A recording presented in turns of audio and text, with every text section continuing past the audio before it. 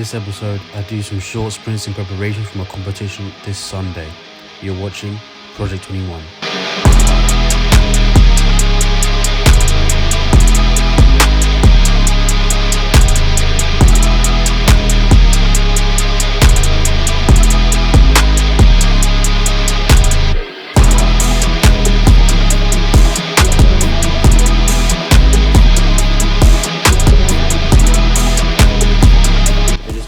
Slide out and wear my weighted vest so they're not fast, just to see how my body is feeling. I've noticed for the last 2 to 3 weeks that whenever I move, I get medial pain on my right leg, which I'm trying to deal with. I'm not sure why, but I think it might just be tight. It feels tight and tense, not so much that it's just tight just in general. So I'm being careful about that. But today, same session as we saw last week Tuesday, we're going to be doing short sprints. My weighted vest is on underneath my jacket and my cardio resistance band to start and just practice the first step.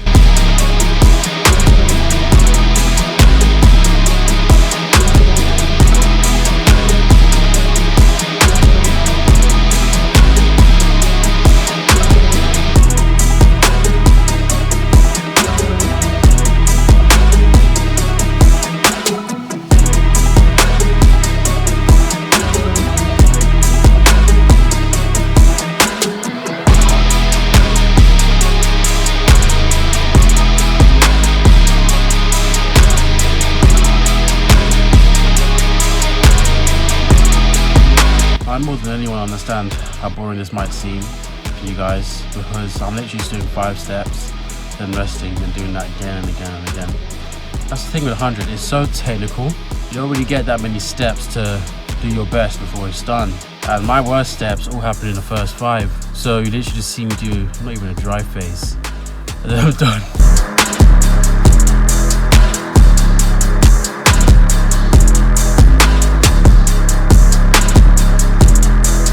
I keep slipping, so I can't tell if the sprints are going well, but they're all right, I'd say. The first step's annoying me because the first step's the one I want to work on the most. But because I keep slipping, my technique isn't what I want it to be. So in that regard, I'm not sure, but we'll do a few more and then call it a day.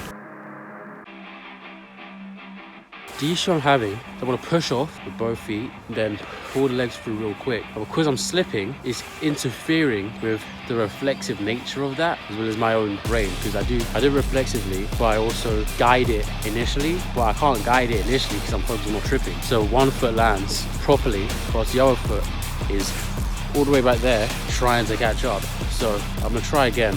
So we can do this whole time so far. I've been doing 1 rep rest, 1 rep rest. Now I'm gonna do 2 reps and rest. So I've got 1 more rep for this set. I'm gonna do more.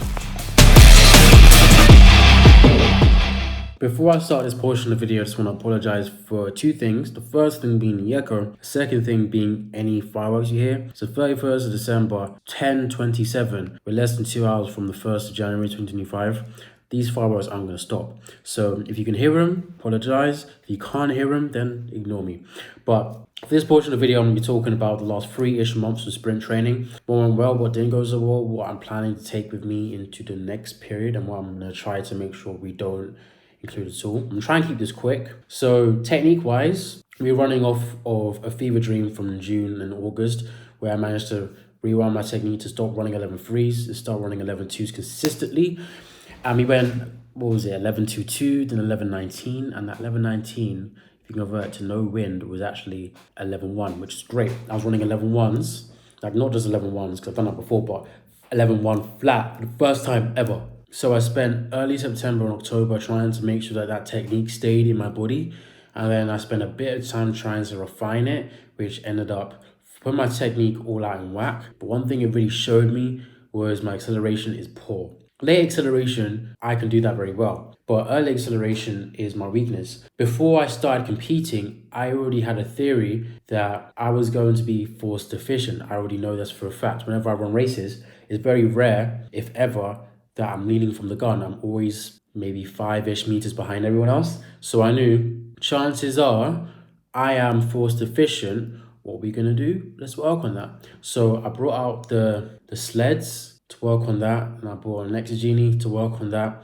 Then I got a 3-lap timing system to verify, just to see if I was correct. And I was correct. Then we went to compete, and then we really found out I was correct. But we also found out that the work that I'd been doing over this period allowed it so that I could push out of the blocks hard enough to almost make up the deficit. I could push out hard enough to match someone who's running about 7.2. And if I really, really push, I can match someone running 7.1. And based off of that, I'd be able to, with my leg acceleration, be able to run low sevens. When I do it well. When I don't do it well, it shows in my times. And I just spent most of the time just focusing on working on that early acceleration, fixing that force deficiency, which is what I did, not just on the track, but also in the gym. I wanted to make sure that this force deficiency was cleaned up as fast as I could. Did I clean it up? No. Force deficiency isn't an easy thing to get rid of, but it's much easier to fix than velocity deficiency, which takes a decent amount of time. Force deficiency just need to get stronger, whether that's in the gym or on the track with an exogeny. So this is really easy to fix. I just need to stay consistent with doing that. So for the next training block, I'm going to try to make sure that I'm doing exogeny work at least once per week. I can't not do it. And it has to be something heavy because it really does help. And me not doing it is just going to end up hurting me in the long run. My first 20 meters is the weakest part of my race. And if I can fix this, we'll be doing so well. Some of my favorite sessions were block start sessions. Specifically, I think on my first block start session, properly unresisted, without doing any exogeny work or anything, where I managed, I think it was around November. It was that video where I'm wearing what I'm wearing right now, and my block starts go from quite poor to just pushing out really hard and just do. I think it was 2 weeks or 3 weeks before my competition at Luca. And something that I've noticed, which I've been saying for like a year now, is I always make some weird block starts that work, but then I refine it in a way that's better, but it gets rid of some of the stuff that I like. In simple sense, let's say I've got 5 different block starts that I've experimented with over like a year.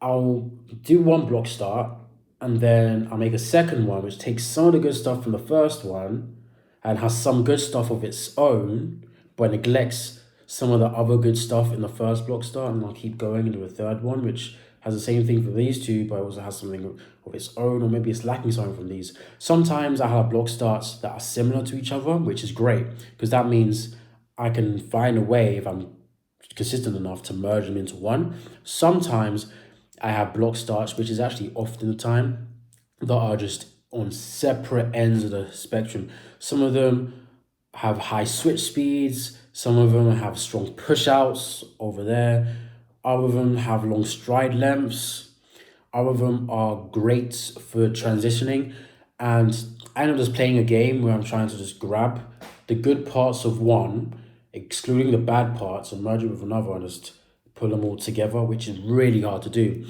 A good example of that, other than in this season, because I haven't technically done it yet, I'm currently on the path where it's like, had a good block start, then I managed to take some of it to make a second block start, which has some of its own, instead of it being completely separate. So a good example of it being completely separate would be last season, around February, where I had so many different types of block starts. Once I made this one thing click, I managed to get, at the time, the perfect block start, which allowed me to PB and run 7.16 injured. And it's the same thing here. I've still got about 5 block starts in my head that I want to merge with my current block start to make the perfect block start. And when they all click, I know for a fact I won't just be running like 6.9, I'll be running 6.8, maybe even 6.7. Because if I can get some of this stuff to all merge into one, I can see some really magical things happening. Like if I can have a long stride length, but fast switch speed, which is pretty practically impossible, but it is doable, with a strong push out and like high knees from my hip flexors being strong, I can do something great. For the blocks, that's really the only real issue I've been focusing on over this last 3.5 months. I need to find a way right now. My focus is on getting my knees really high while still pushing, because the whole reason why coaches say high knees isn't so you have high knees, but it's so that when you have your high knees, you give yourself more time to push on the ground with the foot that's still on the ground. And if you don't have high knees, especially out of acceleration, your steps are going to be choppy and they're going to be short.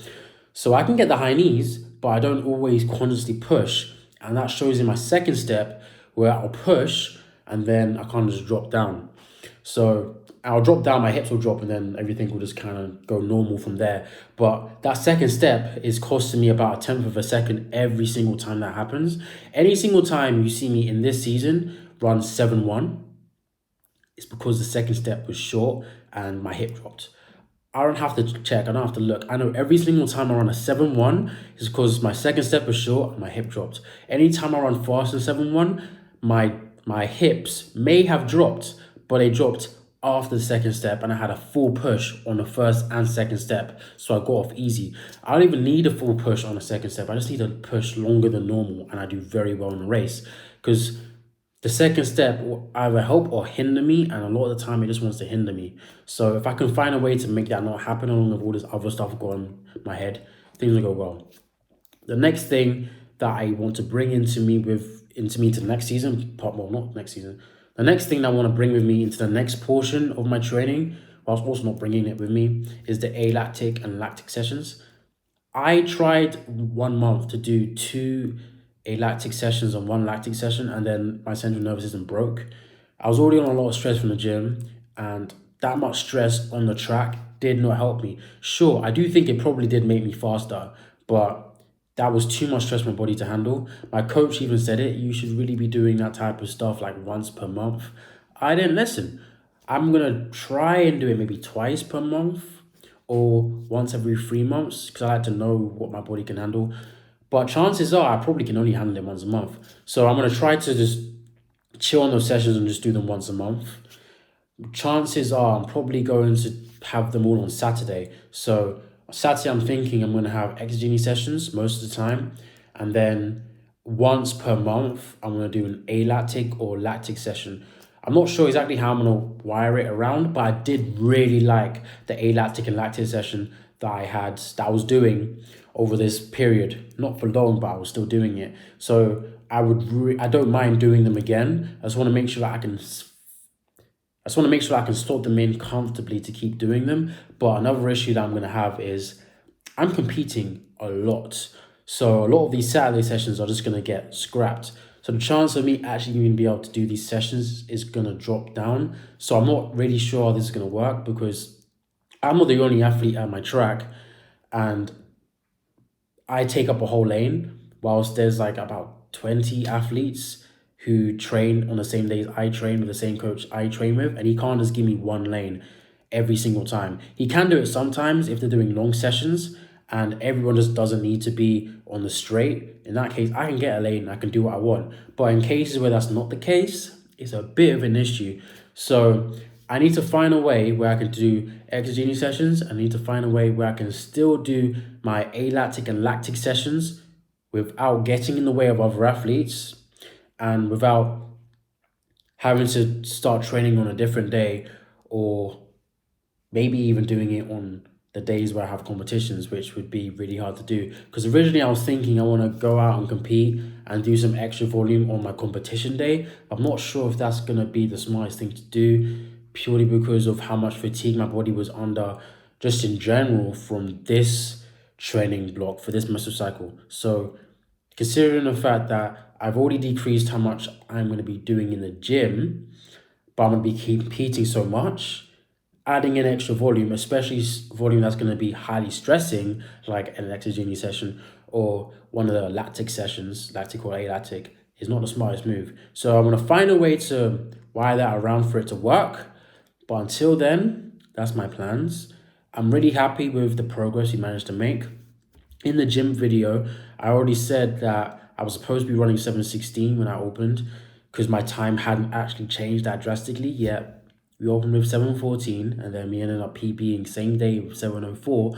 So I'm very happy.